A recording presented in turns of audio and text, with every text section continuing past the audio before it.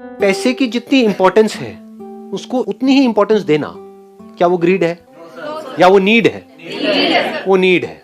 अब प्रॉब्लम क्या है कि हमारी नीड्स इतनी बढ़ गई है कि ग्रीड और नीड के बीच की लाइन ही खत्म हो गई है। हमने अपनी नीड्स इतनी बढ़ा ली है कि उसको पूरी करने के लिए हमको ग्रीडी होना पड़ेगा। ये डिफरेंस हमको बिल्कुल क्लियर है ना?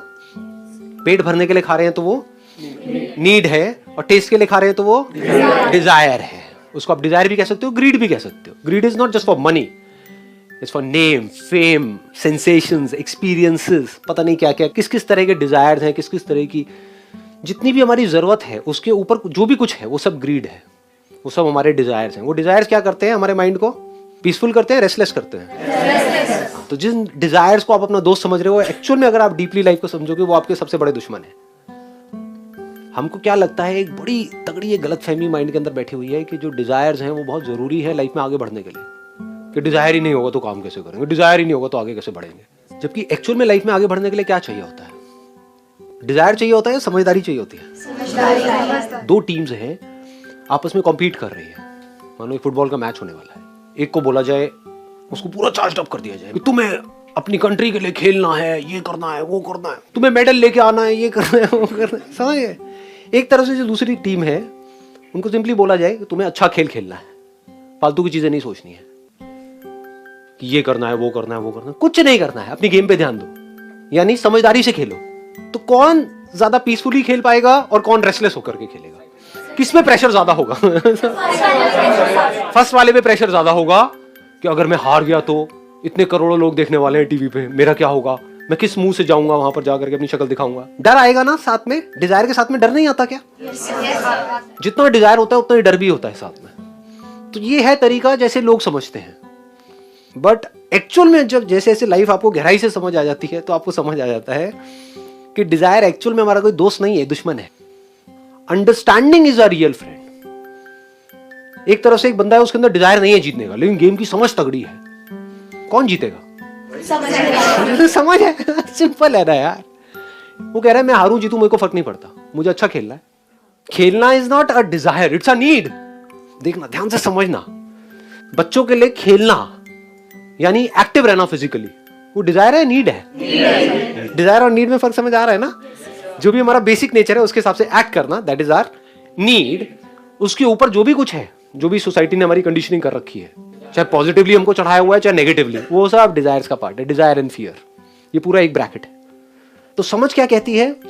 देखो, अब अगर इसको पकड़ गए ना आप इस एज में तो मजा आ जाएगा। समझ क्या कहती है? अभी आप लोगों की शादी तो हुई नहीं है, तो अभी एक एक्सपेरिमेंट करो कुछ दिन के लिए, मे बी हफ्ते के लिए, 10 दिन के लिए, कम से कम पैसे में सरवाइव करके देखो, बिना अपने मोबाइल फोन के।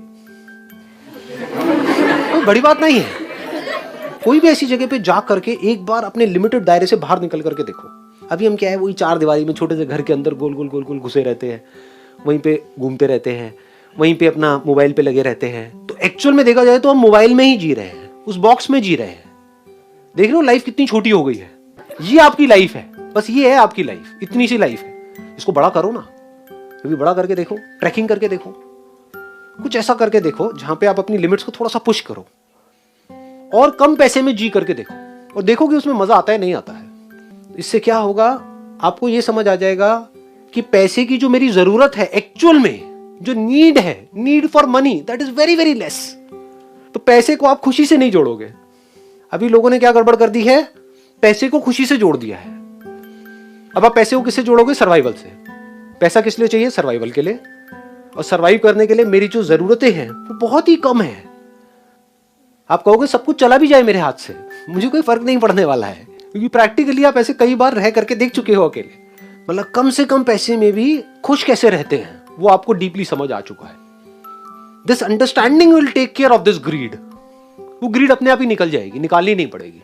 यानी अब मुझे कोई बहुत बड़ी गाड़ी नहीं चाहिए खुश होने के लिए, but having said that you are not even against it. जैसे लोग क्या होते हैं, वो एकदम से उधर भागते हैं कि मेरी बात का क्या मतलब निकालेंगे, हाँ फिर तो सब कुछ छोड़ छाड़ के वहां पे पहाड़ पे बैठ जाओ। अरे नहीं, ना ना ना ना।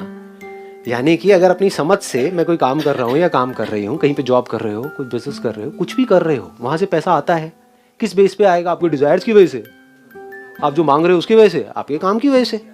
अच्छा काम करोगे तो आएगा। जितना करोगे उतना मिलेगा। तो वहां से अगर बहुत पैसा आ भी गया और आपके पास में बहुत सारी गाड़ियां भी हो गई, बड़े से बड़ा घर हो गया, तो you are not against it, you are okay with it. ठीक है, कंफर्टेबल लाइफ है, तो you are not against comfort, but at the same time you are always ready to live without things. तो जब इस तरह से हमको समझ आ जाता है तो हमारे अंदर से ग्रीड पूरी तरह से निकल जाती है और माइंड पीसफुल हो जाता है। जो नीड्स हैं वो जब कम हो जाती हैं तो ग्रीड कम हो जाती है। अभी हम क्या कर रहे हैं, अपनी नीड्स बढ़ाते चले जा रहे हैं, अपने डिजायर्स को हमने नीड्स का नाम दे दिया है कि घर में एलईडी टीवी तो बड़ा होना ही चाहिए, मोबाइल फोन ये 1000-2000 वाला नहीं चलेगा, हाँ बढ़िया मतलब स्मार्टफोन 30-40 हजार रुपए का, 50 हजार रुपए का होना ही चाहिए आप में। आधी नीड्स तो आजकल पीयर प्रेशर की वजह से बढ़ जाती हैं, डिजायर। जो ज्यादा ही peer pressure in the sense लोगों को जो बहुत ज्यादा इंपॉर्टेंस दे रहा है वो आपको ग्रीडी मिलेगा, क्योंकि वो उससे कॉम्पीट कर रहा होगा, कंपटीशन में वो फड़फड़ाएगा, कोशिश करेगा बहुत कुछ अचीव करने की, कर पाएगा नहीं कर पाया तो परेशान हो जाएगा, कर लिया तो और हवा में चढ़ जाएगा। तो माइंड कैसे पीसफुल होगा, वहां पे रिलेशन कैसे बनेगा? ये हमारी बहुत बड़ी गलतफहमी है कि पैसे से रिलेशनशिप बनती है। वो जो पैसे से रिलेशनशिप बनती है वो उसकी वैल्यू है, मतलब की रिलेशनशिप हो गई ना। वो फिर कैसी रिलेशनशिप होती है कि अगर आप जा करके बात करोगे ना अपनी वाइफ से कि भाई मेरे को इतना पैसा कमाने के लिए वहां बाहर जाना, वो जाओ ना जाओ। अब ये रिलेशन है? Is this a relationship? 5 साल के लिए मुझे बाहर जाना पड़ेगा, हाँ जाओ। अरे भैया फिर तो पैसे से रिलेशनशिप है, आपस में तो है ही नहीं, दोनों की ही पैसे से रिलेशनशिप है। रिलेशनशिप मतलब क्या, साथ ज्यादा इंपॉर्टेंट है बजाय कि पैसा। और साथ होने का मतलब क्या है, मैं भी पीसफुल वो भी पीसफुल, उसी को साथ बोलते हैं, उसी को जुड़ना बोलते हैं। मैं बौखलाया हुआ तू बौखलाया हुआ, हो गया भैया। दुनिया की नजर में बड़ा अच्छा रिलेशनशिप है, यानी कि फेसबुक के ऊपर बड़ा अच्छा रिलेशनशिप है। सब अपनी हंसती हुई फोटो डाल रहे हैं, सब ऐसे दिखा रहे हैं दुनिया को कि मैं पता नहीं कितना खुश हूं या कितनी खुश हूं। 2 महीने बाद पता लगा तलाक हो रहा है उन दोनों। अब कहोगे ये कब हुआ भैया? मैंने तो आपकी जितनी भी फोटोग्राफ देखी है पिछले 6 महीने की, वो तो बड़ी कमाल की थी। वो तो ऐसा लग रहा था भाई तोता मैना मिल गई है, लैला लैला। हाँ मतलब इतनी बढ़िया लाइफ, इससे बढ़िया तो लाइफ हो ही नहीं सकती। ये क्या हुआ एकदम से? मतलब समझ रहे हो क्या हो रहा है? सब दिखावा है। तो आपको देखना है, आपको भी दिखावे वाली लाइफ जीनी है, ये एक्चुअल लाइफ जीनी है। दोनों में बड़ा फर्क है। दिखावे वाली लाइफ मतलब क्या है कि अपने आप को खुश दिखा रहे हो, दुनिया को प्रूव कर रहे हो, देखो मैं कितना खुश हूं। उससे क्या होगा? Not important. एक्चुअल लाइफ क्या है कि दुनिया को लगता है कि नहीं आप खुश नहीं हो, लेकिन एक्चुअल में जिसके भी साथ आप रिलेशनशिप में हो बहुत खुश हो और वो बहुत खुश है। दुनिया को क्या लगता है, क्या उससे फर्क क्या पड़ता है? तो जैसे जैसे चीजें हमको गहराई से समझ आती चली जाती हैं तो क्या होता है, इस अंडरस्टैंडिंग से आप ठहरते चले जाते हो, क्योंकि अब अंडरस्टैंडिंग की पावर्स आपको समझ आ रही।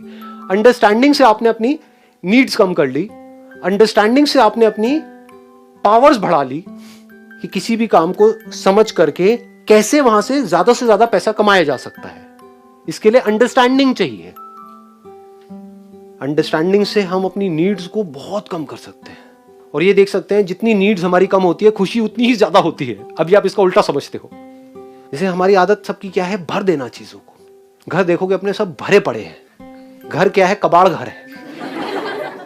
ये माओ की क्या प्रॉब्लम होती है आप सबको पता ही है, मुझे बताने की जरूरत है। कभी काम आएगा, कब आएगा पता नहीं।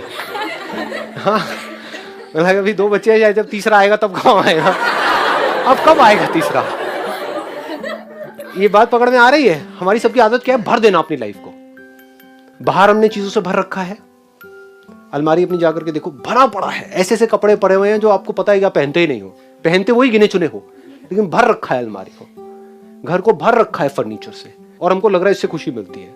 कभी खाली करके देखो तो इससे क्या होता है, हमारी वही आदत जो बाहर होती है वही अंदर हो जाती है। हम इकट्ठा कर लेते हैं चीजों को। बाहर हमारी आदत नहीं है चीजों को इकट्ठा करने की। तो दुनिया क्या समझती है, ज्यादा से ज्यादा चीजों को इकट्ठा करके खुशी मिलने वाली है। मैं क्या कह रहा हूं, इसकी बिल्कुल अपोजिट बात कह रहा हूं। जितनी कम चीजें आपके पास में है, कम जरूरतें हैं, जितना खालीपन है आपके आसपास में, उतनी ज्यादा खुशी है। जितना भर रहे हो उससे खुशी नहीं है। ऐसे ही बाहर है, ऐसे ही अंदर है। अंदर भी हमने भर लिया अपने आप को, पता नहीं क्या क्या बातें पकड़ के बैठे हुए हैं, पास्ट से रिलेटेड, फ्यूचर से रिलेटेड, पता नहीं क्या क्या पकड़ लिया है। जितना पकड़ा हुआ है उतना ही हमारे अंदर एक कबाड़ घर बना हुआ है। तो जब आप बाहर से चीजों को खाली करते हो, अंदर से खाली करते हो, अब आप पीसफुल रह सकते हो। ये सब कैसे हो सकता है? अंडरस्टैंडिंग से।